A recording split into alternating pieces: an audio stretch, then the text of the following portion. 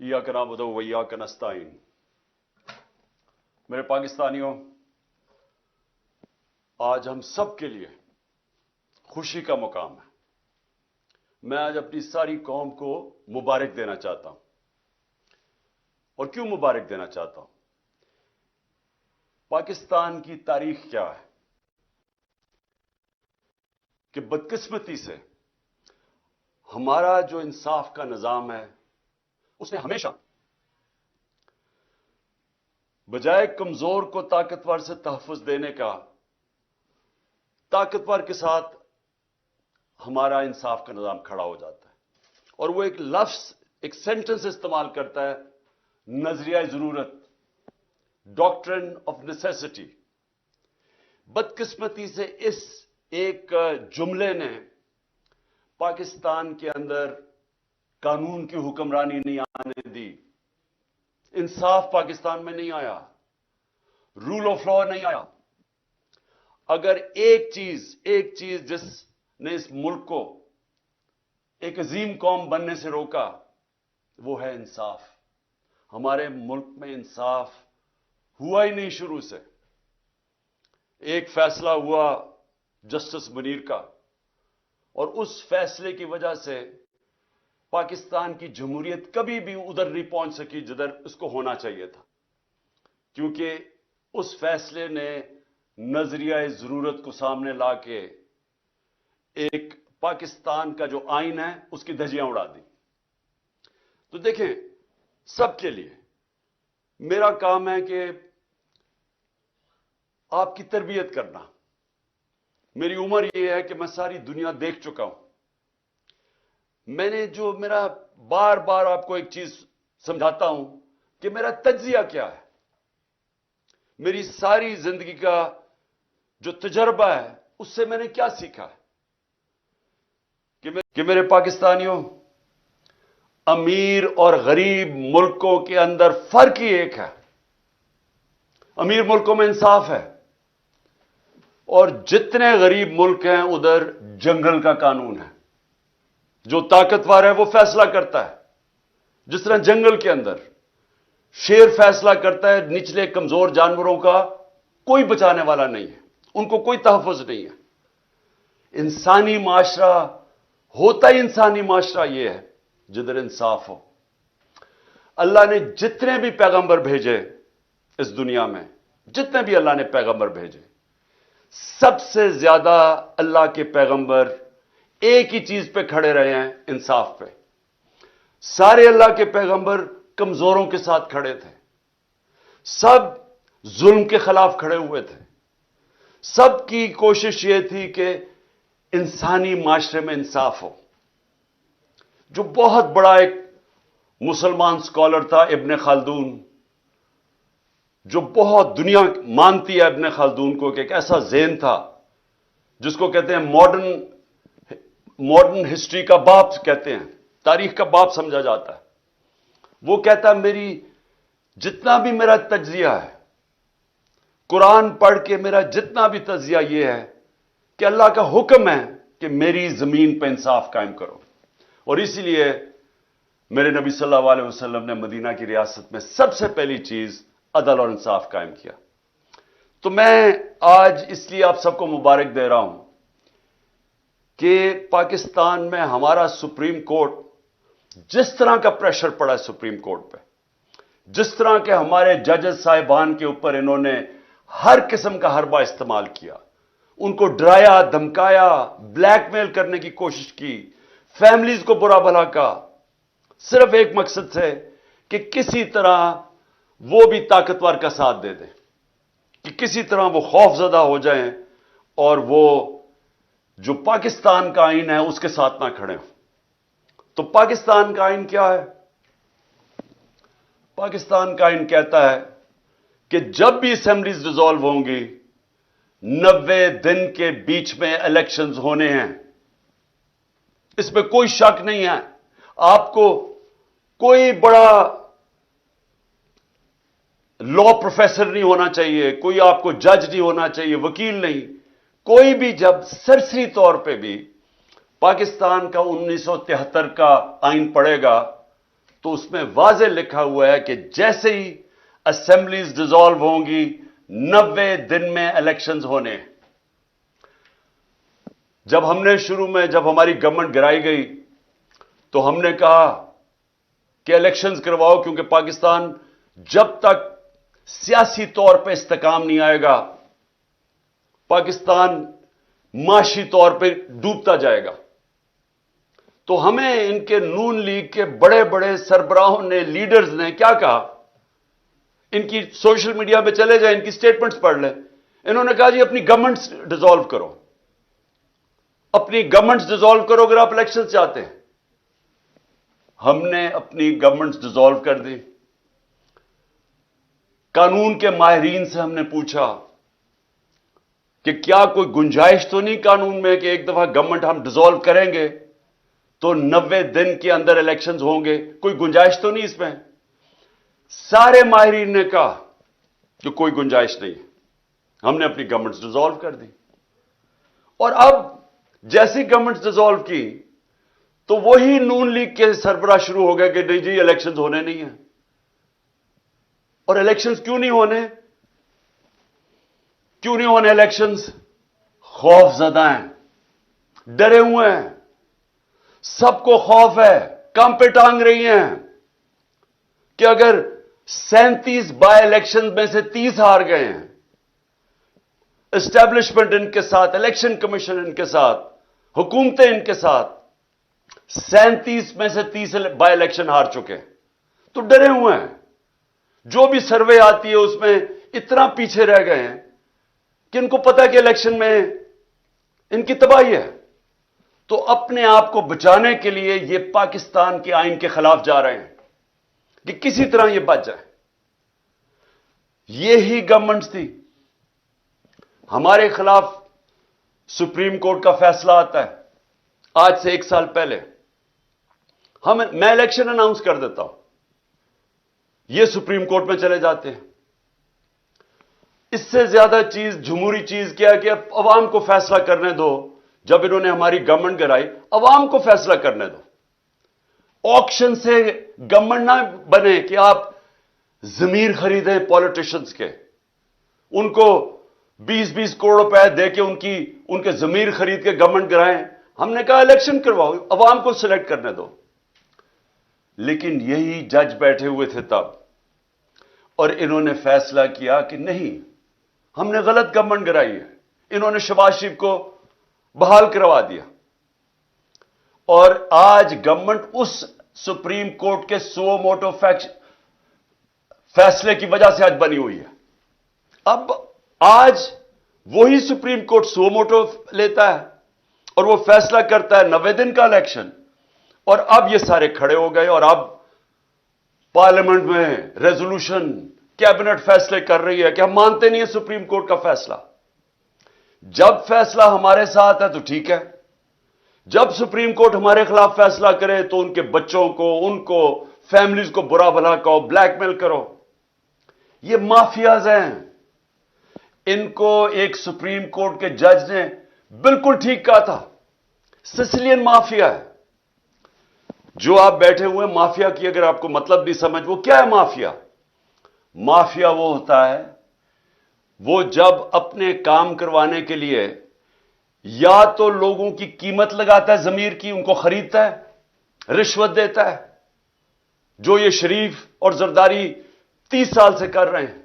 یا یہ رشوت دیتے ہیں اور یا پھر ان کو بلیک میل کرتے ہیں، دھمکیاں دیتے ہیں، ان کو خوف زدہ کر کے ان کو راستے سے ہٹاتے ہیں. مافیا اس طرح آپریٹ کرتا ہے.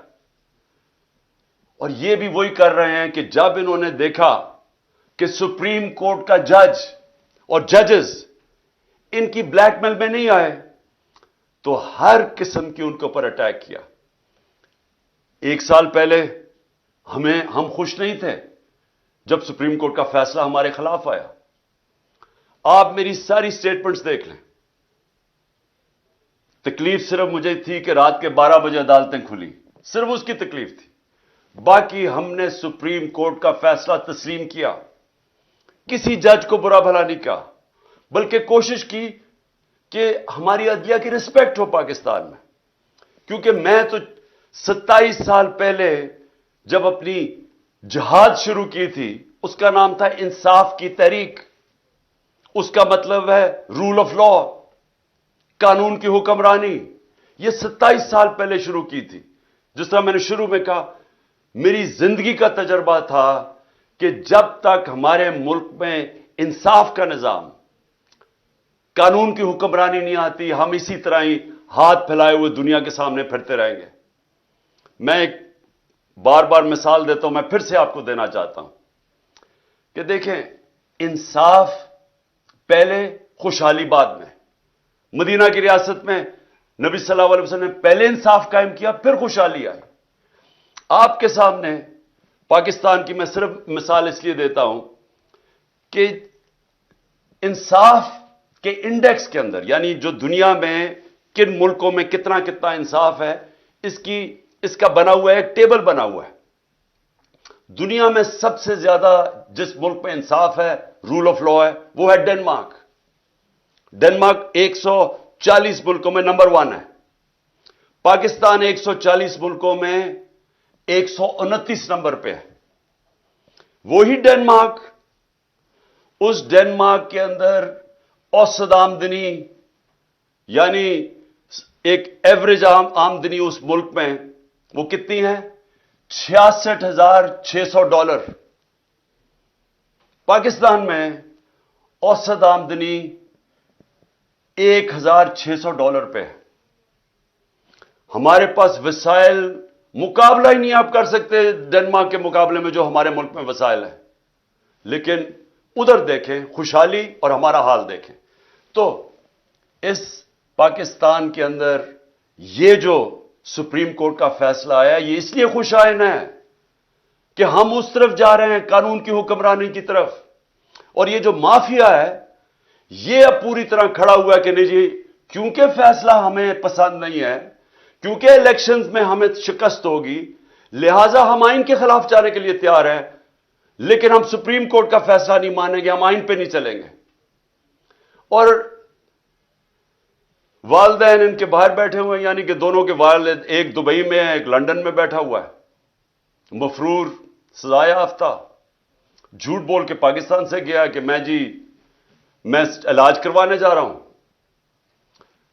جو پرائم منسٹر ہے، اس نے کوئی ایفیڈیوٹ دے کے گیا supreme court, Lahore high court میں کہ جی علاج سے کے بعد واپس آ جائے گا، وہ بھی جھوٹ نکلا. وہ بیٹھ کے ملک کے فیصلے کر رہے ہیں. یہ 30 سال سے یہ جو دو لوگ، جو دو خاندان کے سربراہ ہیں، جو اس ملک کے فیصلے کر رہے ہیں، میں سب سے پہلے یہ پوچھتا ہوں کہ ان کا پاکستان میں سٹیک کیا ہے؟ یعنی ان کو کتنی پاکستان کی درد ہے؟ جب تھوڑی سی مشکل پڑتی ہے باہر بھاگ جاتے ہیں، جب اپوزیشن میں ہوتے ہیں باہر بھاگ جاتے ہیں. وہ جب جیل میں جانے لگا نواز شریف، دونوں دفعہ ڈیل کر کے باہر بھاگ گیا.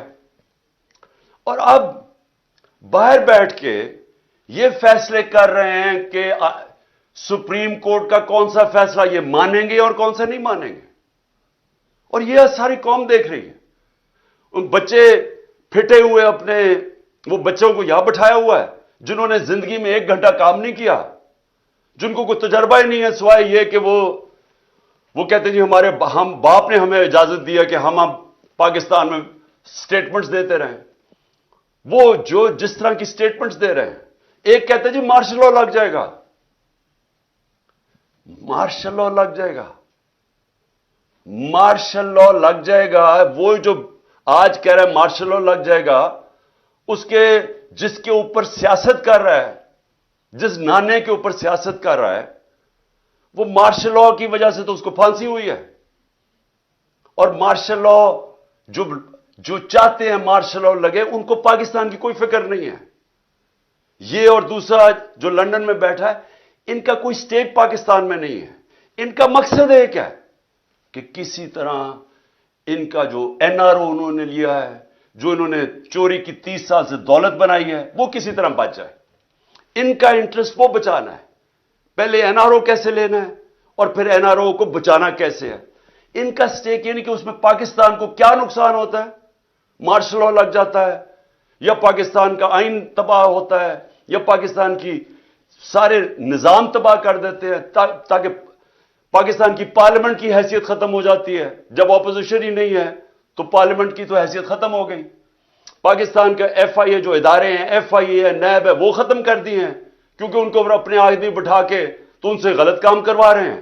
اپنا بنایا ہوا نیب کا ہیڈ وہ کہتا ہے کہ میں ان کے غلط کام کرنے کے لیے نہیں تیار. ان کا اپنا آدمی تھا, وہ چھوڑ گیا. وہ پولیس والے اوپر وہ بٹھا دیے جس نے اسلام آباد کا جو آئی جی ہے, اس کو سزا ہونے والی تھی سیف سٹی کے اوپر لاہور میں جو اس نے پیسے چوری کیا تھا, اس کو بٹھا کے آئی جی بنا دیا.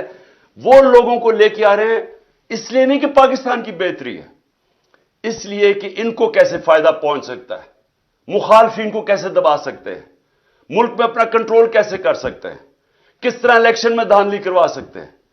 کوئی اور پاکستان کا انٹرسٹ نہیں ہے. پاکستان کو تو انٹرسٹ ہے کہ ادارے مضبوط ہو. یہ ادارے اس لیے کمزور کرتے ہیں کہ کمزور اداروں سے یہ فائدہ اٹھاتے ہیں تاکہ کوئی پکڑ نہ سکے ان کو. ایف آئی اے کو جس میں شہباز شریف کا 16 ارب کا کیس تھا وہ ختم کر دیے. وہ جو سارے گواہ تھے, 4 گواہ مر چکے ہیں, انویسٹیگیٹر مر چکا ہے, ڈاکٹر رضوان. تو ان کو پاکستان سے انٹرسٹ نہیں ہے. ان کا انٹرسٹ ہر قسم کی یہ پاکستان کے انٹرسٹ کے اوپر کمپرومائز کریں گے اپنے آپ کو بچانے کے لیے. تو وہ فیصلے کر رہے ہیں پاکستان کے آج, اور وہ پاکستان کے آئین کے اوپر اور پاکستان کی سپریم کورٹ کے اوپر پوری واردات کر رہے ہیں کہ کسی نہ کسی طرح یہ الیکشن سے بچ جائے. میں آج جو ان کی جو کوششیں ہیں, وہ میں جو نقصان پہنچانے والی کوششیں پاکستان کی وہ آپ کے سامنے لانا چاہتا ہوں.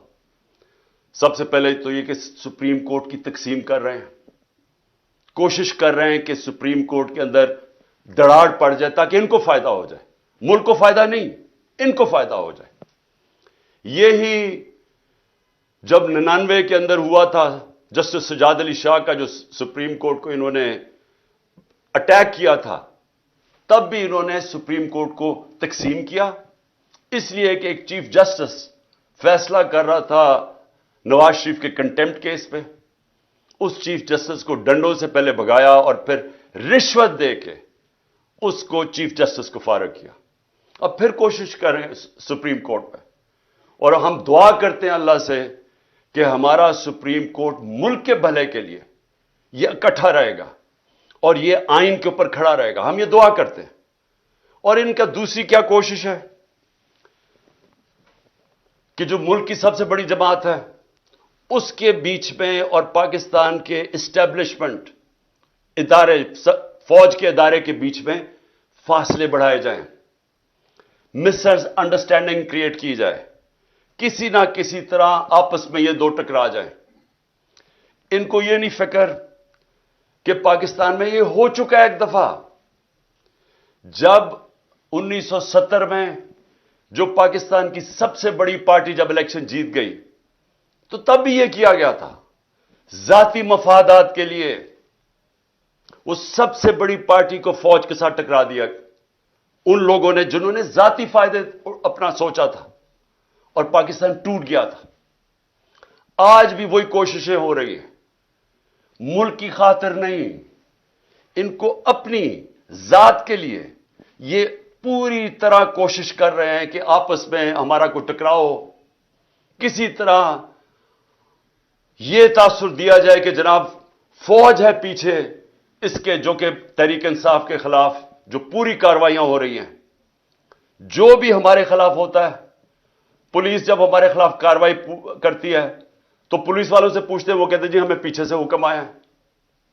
میری جو جے آئی ٹی بنی, جنہوں نے مجھے قتل کرنے کی کوشش کی, جے آئی ٹی کا جب ریکارڈ تو ختم کر رہے تھے, جب جے آئی ٹی کی جو فائنڈنگز تھی اس کو ختم کر رہے تھے, تو جب وہ ان سے پوچھے وہ کہ جی ہمیں ادھر سے اوپر سے حکم آیا ہے.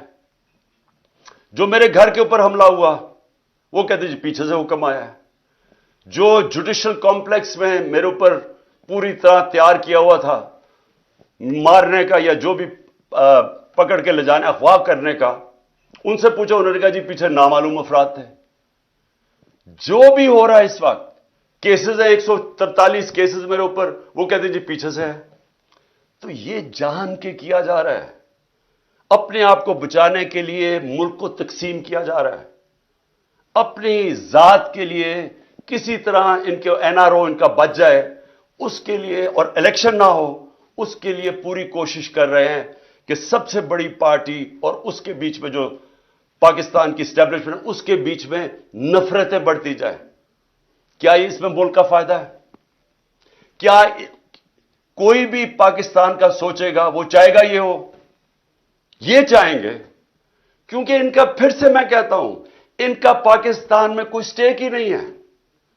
جب اربوں ڈالر باہر پڑا ہے، پراپرٹیز باہر پڑی ہیں، ان کی بزنسز باہر ہیں، ان کی شاپنگ باہر ہے، ان کا رینٹ، ان کی چھٹیاں باہر ہیں، ان کی سرجریز باہر ہیں ملک سے. ان کو کیا انٹرسٹ ہے کہ پاکستان میں کیا ہو؟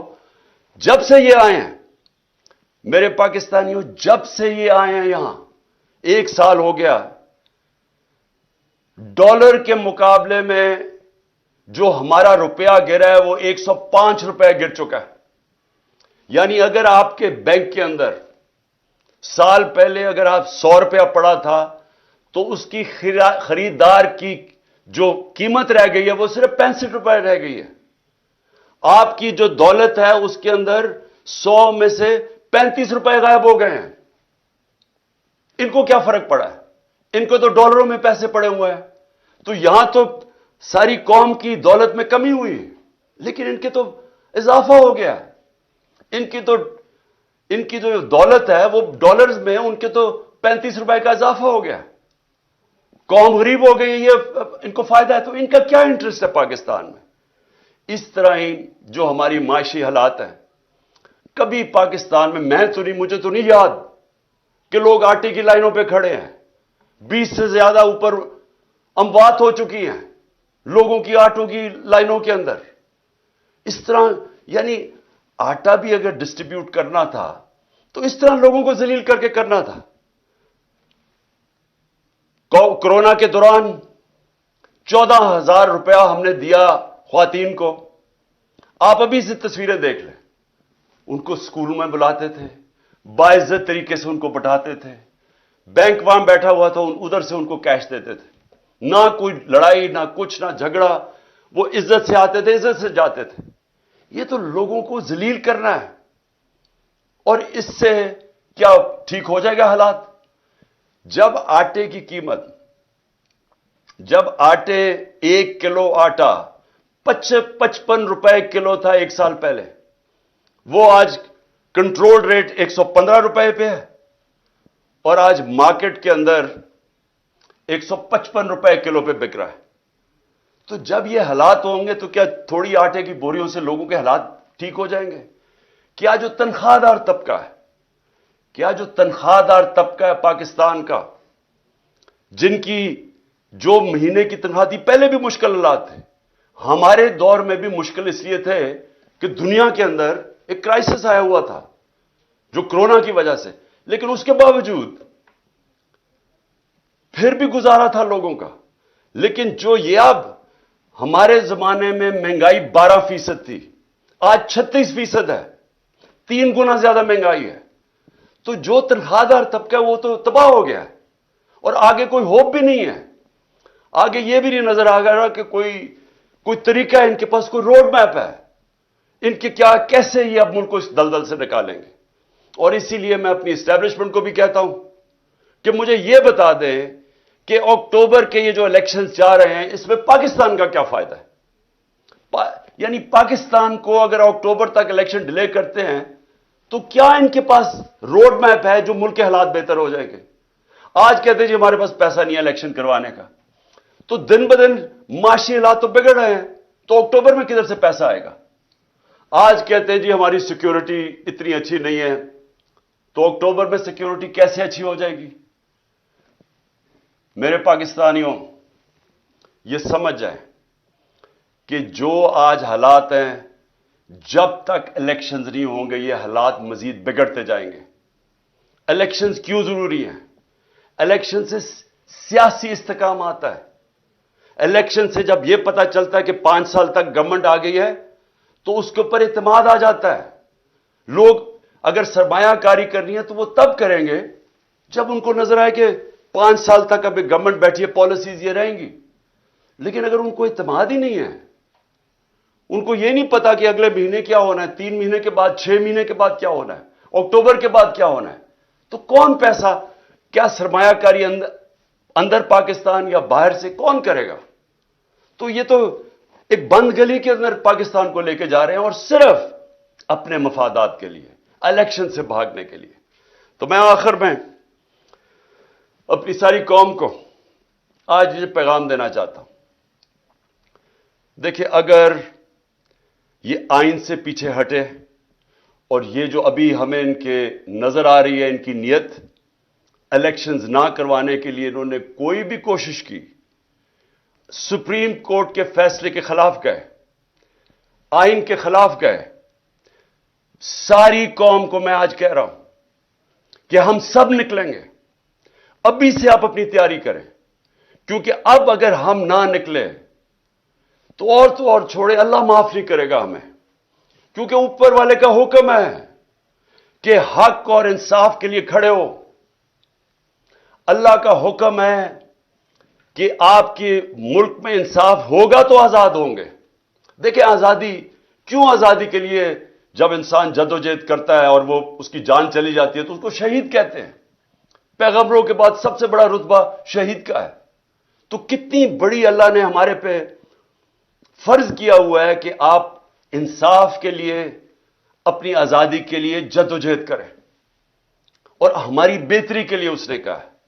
ہم اگر یہ جو ناانصافی کرنے جا رہے ہیں, اور یہ جو کوشش کر رہے ہیں کہ دھمکیاں دے کے کسی نہ کسی طرح, سازشیں کر کے کسی نہ کسی طرح الیکشن سے نکلیں, اور اگر ہم نے ان کو کامیاب ہونے دیا تو نہ اللہ معاف کرے گا, نہ تاریخ ہمیں معاف کرے گی, نہ آپ کی آنے والی نسلیں آپ کو معاف کریں گی. کیونکہ انصاف ہے, آئین ہے تو انصاف ہے, کیونکہ آئین بتاتا ہے کون سے قانون پہ ملک چلتا ہے. قانون آپ کی بنیادی حقوق کی حفاظت کرتا ہے. قانون بتاتا ہے کہ پاکستان میں ملک میں چلنا کیسے ہے. تو جب اگر آئین ہی نہیں ہے تو پھر تو جنگل کا قانون ہے. پھر تو طاقتور فیصلہ کرے گا کہ کون سی آئین کی شک اس نے ماننی ہے اور کون سی اس نے مسترد کرنی ہے. پھر تو طاقتور کا قانون ہو گیا جو کہ جنگل کا قانون ہے. اس لیے میرے پاکستانیوں, آپ نے میری کال کی انتظار کرنی ہے. انہوں نے اگر آئین کے اوپر نہ چلے, میں آج آپ کو سب کو کہہ رہا ہوں, یہ آپ سب پہ فرض ہے. میں اپنے نوجوانوں کو کہہ رہا ہوں, میں اپنی خواتین کو کہہ رہا ہوں, میں اپنے بزرگوں کو کہہ رہا ہوں, میں اپنے بچوں کو کہہ رہا ہوں کہ جب تک آپ نے اپنے انصاف اور آزادی کے لیے جدوجہد نہ کی, ہمارے ملک کا کوئی مستقبل نہیں ہے. میں انشاءاللہ پوری آخر تک اپنے ملک کے آئین کے ساتھ کھڑا رہوں گا, کیونکہ میں پھر سے بتاؤں, میری جہاد آج سے 27 سال پہلے تھی انصاف کے لیے. اور میں آپ کو یہ بتا دوں کہ اس ملک کا صرف اب مستقبل ایک راستے پہ, صاف اور شفاف الیکشن ہو, ایک حکومت عوام کے مینڈیٹ سے آئے, عوام کے مینڈیٹ سے آ کے پھر وہ اصلاحات کرے جو ابھی تک پاکستان میں نہیں ہوئی. کیسے جوڈیشل ریفارمز ہوں, governance reforms, civil service reforms, ہماری گورنمنٹ کارپوریشن جو اتنا نقصان کر رہی ہیں ان کو ریفارم کریں, ہم رول آف لا قائم کریں, ہم سب کو طاقتور کو قانون کے نیچے لے کے آئیں. یہ سب سے بڑی ریفارم ہے. ہم ہر ریفارم کریں کہ ایک ملک میں لیول پلئنگ فیلڈ ہو, انصاف کے سامنے سب ایک برابر ہوں. اور میں آپ کو یقین دلاتا ہوں کہ اسی کے بعد پاکستان اٹھے گا. اور وہ اٹھے گا کیسے؟ سب سے پہلے بیرون ملک پاکستان میں سرمایہ کاری کریں گے. 1 کروڑ بیرون ملک پاکستانی ہے. جو ان کے پاس ڈالرز ہیں, سارے پاکستان میں کم ڈالرز ہیں 22-23 کروڑ لوگوں کے, جو صرف 1 کروڑ لوگوں کے پاس ڈالرز ہیں. وہ لوگ وہ جیسے پاکستان میں انویسٹمنٹ کریں گے, جس وقت وہ پاکستان میں انویسٹمنٹ شروع کریں گے, ہمارا یہ ڈالر کا مسئلہ حل ہو جائے گا. ہم جو اس وقت سارا وقت کبھی کہاں پیسے مانگتے پھر رہے ہیں, یہ مسئلہ تب حل ہوگا جب اپنا پہلے ہم ملک کا نظام ٹھیک کریں اور اس کے بعد ایک وہ ماحول بنائیں جس میں سرمایہ کاری ہو. اور وہ سرمایہ کاری کے ماحول کے اندر جو سب سے پہلے اس ملک میں سرمایہ کرے گا وہ بیرون ملک پاکستانی ہے. پھر باہر سے سرمایہ کاری ہوگی. ہندوستان اور چائنا یہ دونوں جب ان کی جب ترقی شروع ہوئی تھی تو سب سے پہلے انہوں نے ماحول بنایا تھا کہ ان کے اپنے لوگ جو باہر بیٹھے ہوئے تھے، ہندوستان سے لوگ باہر، جو چائنا سے لوگ باہر بیٹھے، پہلے انہوں نے اپنے ملک میں سرمایہ کاری کی تھی، پھر دنیا سے سرمایہ کار آئے تھے. ہمارا اس وقت سب سے بڑا مسئلہ یہ ہے کہ 140 ملکوں میں سے پاکستان کا رول آف لا یعنی انصاف کے نظام میں ہم 129 ہیں. جب ہم 129 رہیں گے تو یہاں سرمایہ کاری کوئی نہیں کرنے لگا. وہی پاکستانی جا کے دبئی میں پراپرٹی لے لیتے ہیں، وہی پاکستانی بزنسز دبئی میں کرتے ہیں، امریکہ، انگلینڈ، یورپ چلے جاتے ہیں. صرف 20,000 پاکستانیوں نے دبئی میں 10.4 ارب ڈالر کی پراپرٹی خریدی ہوئی ہے. صرف 20,000 پاکستانیوں نے 10.4 ارب ڈالر. آئی ایم ایف سے ہم 6 ارب ڈالر کے پیچھے اب ہر چیز ماننے کے لیے تیار ہے. اور امریکہ کے اندر صرف 16,000 جو پاکستانی امریکن ڈاکٹرز ہیں ان کی نیٹ ورتھ 200 ارب ڈالر ہے. وہاں لاکھوں پاکستانی ڈاکٹرز ہیں، اب پاکستانی ہیں، Pakistani American. 10 top Pakistani American businessman ان کی ورتھ 25 ارب ڈالر ہے. تو ہمارے ملک میں امیر ہمارے پاکستانی امیر ترین ہیں، باہر ہیں پاکستان سے، یہاں بھی امیر ترین لوگ ہیں. لیکن جب تک وہ ماحول نہیں بنے گا سرمایہ کاری کا، پاکستان میں انویسٹمنٹ نہیں آئے گی. اور جب تک انویسٹمنٹ نہیں آئے گی ہم اسی طرح پھنسے رہیں گے. ہم اسی طرح پھنسے رہیں گے جو آج ہم کبھی کہاں پیسے مانگتے ہیں اور کبھی کسی کو سے جا کے بھیک مانگتے ہیں اور اپنی عزت بھی کھو بیٹھتے ہیں. خوددار وہ خوددار ملک جو کہ علامہ اقبال کی سوچ تھی، جو قائد اعظم ہمارے خوددار لیڈر تھے، وہ بنانے کے لیے سب سے پہلا قدم رول آف لا ہے، قانون کی حکمرانی ہے. میں آخر میں یہ آپ کو بتا دوں کہ ہم سب الیکشن کی تیاری کر رہے ہیں. ہم نے اپنی الیکشن کی تیاری شروع کر دی ہے. کل سے میں جتنے بھی اپنے آہستہ آہستہ سب جو ٹکٹ کے ایسپیرنٹس ہیں، جو کینڈیڈیٹس ہیں، ان کے کل سے میں انٹرویو شروع کرنے لگا ہوں. اور انشاءاللہ 10 دنوں تک میں پورے ٹکٹس فائنلائز کر لوں گا، کیونکہ ہم پوری الیکشن کی تیاری کر رہے ہیں. اور اپنی قوم کو بھی میں کہتا ہوں آپ نے بھی پورا الیکشن کی تیاری کرنی ہے. اور ہم نے کسی صورت کوئی بھی انہوں نے کوشش کی الیکشن سے بھاگنے کی، ہم ساری قوم ان کو بھاگنے نہیں دے گی.